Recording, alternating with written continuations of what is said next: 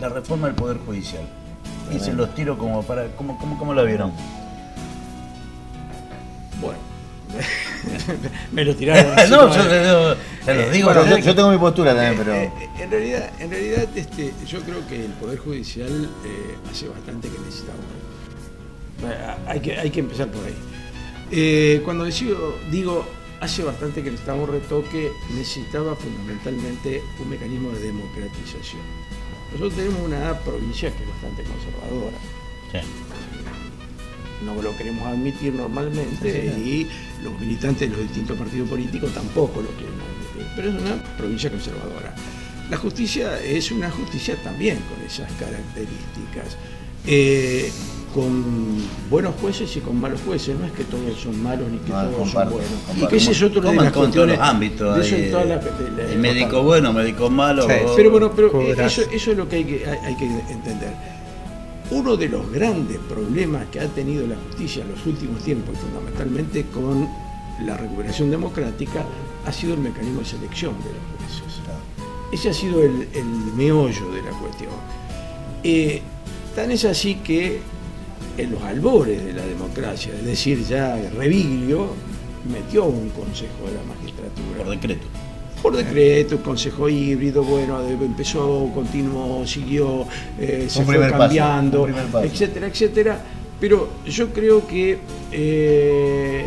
la profundización del Consejo de la Magistratura puede llegar a ser el mejoramiento de una justicia mucho más democrática que la actual. Lo que pasa es que nos salió como Consejo de la Magistratura. Me decía mi amigo Carlos Caballero Martín, dice, vamos a hacer la única constitución que no tiene consejo de... Pero hay un problema. Sí. Déjame terminar la idea. Sí. Hay un problema. El Consejo de la Magistratura Nacional es, como quien dice, la cuestión que ha traído como consecuencia de que en la provincia de Santa Fe siempre se haya tenido alguna resistencia. ¿Por qué? Porque es un monstruo. Bueno, es un monstruo. Entonces, al ser un monstruo, ha traído como consecuencia retardo en la selección de jueces. Y fundamentalmente este retardo ha tenido su consecuencia producto que los presidentes no estaban del todo conformes cómo se manejaba el Consejo de la Magistratura o cómo debía manejarse. Roberto, pero el Consejo de Seguridad de Naciones Unidas no tiene muchos éxitos, pero no por eso vamos a dejar hablar de paz. Claro, por supuesto.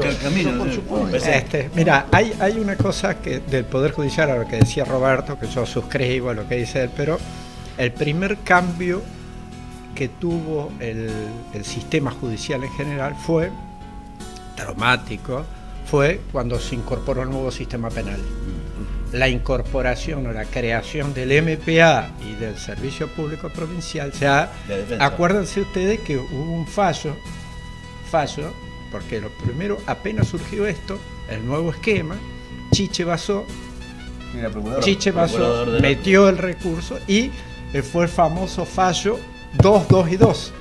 Dos dijeron que el sistema era inconstitucional, dos dijeron que el sistema era constitucional y dos dijeron ni o nada.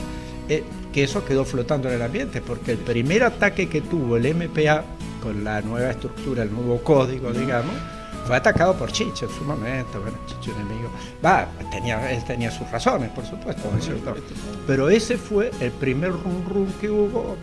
Más o menos de esto lo conozco, porque incluso el primer run de la justicia fue ¿a el quién caso, pertenecía? ¿A quién no pertenecía? Fue el caso de Fraticelli. Claro. Bueno, eso fue... La justicia venía haciendo ruido hace incluso a mí me tocó ser secretario de justicia en esa época, en el cambio de la transición y demás. Y bueno, y teníamos ministro que fundamentalmente había participado en una de las causas donde se había declarado la inconstitucionalidad. Lo cual, eso trajo como consecuencia que había que poner, como quien dice, todos los porotos en esa canasta. Claro. ¿Cuál era el problema? Era muy difícil acordar en un cambio de gobierno y de signo político acuerdos con la Corte, lo cual trajo también consecuencias, y esto que pasa con el recurso de Chiche Basó, fundamentalmente también es producto de la falta de diálogo que hubo en esa época. La palabra de ahora es consensos. Bueno, pero los diálogos los diálogos son mejor que el consenso, porque en los diálogos nos decimos todo lo que nos tenemos que decir para poder llegar al consenso.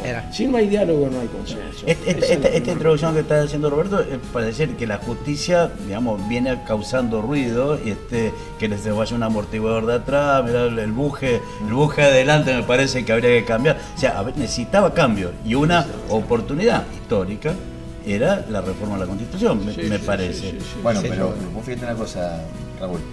Primero aprovecho para hacer un pequeño homenaje que no hice ayer, que me olvidé, al doctor de Olazábal. Fue un impulsor, fue mi profesor de Derecho Penal y un impulsor y un hombre de bien. Un hombre de bien. Aprovecho para hacerle un homenaje de sentido y de cariño al doctor de Olazábal. Después, lo que yo pensé que acá iba a haber gatopardismo, que el Consejo o el órgano asesor, o como se quiera llamar, iba a estar en la Constitución, pero las decisiones no iban a ser vinculantes. Entonces seguía primando el criterio político por sobre el estamento técnico. Y ahora, si bien, como siempre se puede ver el vaso medio lleno, medio vacío, va a ser vinculante y el gobernador va a poder elegir entre los tres, va a tener el deber de elegir entre los tres primeros. Salió finalmente. Así es. Eso solo para mí, solamente eso ya amerita un paso adelante en la reforma constitucional. No sé qué te parece a vos, Víctor. No, totalmente, sobre todo las consecuencias que traía en el servicio público de justicia la vacante de los juzgados. Sí, bueno. Con un consejo de la magistratura como teníamos por decreto, llegaba un momento que se desinflaba la designación de jueces por la falta de acuerdo o por cuestiones de la política, de la coyuntura política del momento de la provincia. Sí. Entonces todo eso, la falta de un consejo de la magistratura o consejo asesor, órgano asesor, como se llame. Como se llame, el nombre que le pongamos, si tiene 4 patas, mueve la cola, es un perro. Sí. Pero lo importante que se logró llegar es que sea por lo menos vinculante. Dentro de esa por lo menos o por lo normativa. Más, depende de cómo sea. Fue un logro realmente. Y también ¿Y el orden de mérito o queda el vinculante? Queda con los tres primeros. Entre los tres primeros. Puedes ir el tercero si quieres, pero entre los tres primeros. Claro. O sea, sigue siendo una discrecionalidad de todos modos, eso siempre estuvo. Acuérdense, siempre en todos los consejitos, que lo digo en términos de peña que tuvieron, siempre fue así. Siempre hubo una terna en una época pasada, no. En una época se hizo... de 50 elegí 50, claro, ¿no? Bueno. Por eso. Claro. Se hizo la terna, 3.000, ¿viste? Vamos a elegir entre 1.000. Se hizo la terna por orden alfabético en una época. Yo no entendía cómo podía ser por orden alfabético. Si eras incluso no entraba nunca, de digamos. hecho, lo último era aprobado y desaprobado. Se habían sacado los griegos, los griegos elegían por sorteo, o sea que por eso claro. y tan tontos. Pero no era otro. Precisamente. Era otro sector. Lo que quiero decir, a mí me parece que aquellos consejos de la magistratura o esos consejitos, como vos decís, han ido plasmando la necesidad de constitucionalizarlo. Sí. Eso es uno de los temas más importantes. Ahora, vamos a ver cómo funciona ahora. Yo siempre digo lo siguiente, muchas veces hacemos las grandes normas, hacemos modificaciones en la Constitución muy interesantes, o hacemos decretos muy parecen transparentes, extraordinarios y demás, pero cuando llega el momento de la práctica... Y después la reglamentamos. Claro, cuando llega el momento de la práctica de esas normas, tenemos conflictos bastante importantes. Yo tomo lo que usted dice, doctor, porque no hay nada peor, y un poco se vio en esta convención, que primero no era necesario tanto replicar la del 94 como se replicó en muchos temas, porque usted por el artículo 6 por remisión que no se tocó, ya tenía toda la 94 y además por el principio constitucional de supremacía. Pero acá todo se replicó, el consumidor y usuario, todo se replicó, la prensa, habeas data, acceso a la información, todo replicado. Pero al margen de eso, yo lo que digo es que no se puede prometer la felicidad, porque la felicidad, o sea, vamos a ser todos felices. Después lo duro, y es muy frustrante, es cuando la letra de la norma, como usted está diciendo, no se aplica. Entonces es frustrante eso, hay que ser muy cuidadoso con eso, muy prudente. Otra noche de peña, muchachos, nos convoca y propone amistad, matizando con vino y picada las noticias que vienen y van. Otra noche de peña, muchachos.